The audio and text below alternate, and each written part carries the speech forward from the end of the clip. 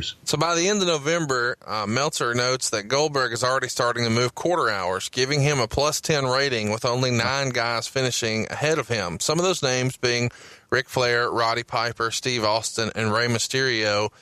Tony, I'm curious, when do you remember quarter hours being discussed? When did that become a thing for WCW?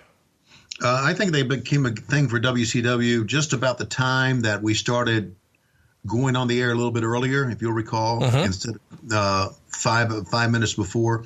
The discussion was that we needed to be doing something hot or something that the fans wanted to see at every quarter hour. In other words, don't be in a break, have something good every quarter hour, because that's when, right then, at 8:15:000 is when they take the ratings sample. So I remember that being discussed, and it was very important that we had things at the quarter hour. And I think that also led to us being very confused is not the word here, Conrad, but we did a lot of changes on the fly. Right. And I think that was because they would go back and they would lay out this big nitro, and then they would watch things happen. They would look at the quarter hours and thinking, uh-oh, this is not going according to plan. We need to change things up. And they would change things up as we were going on.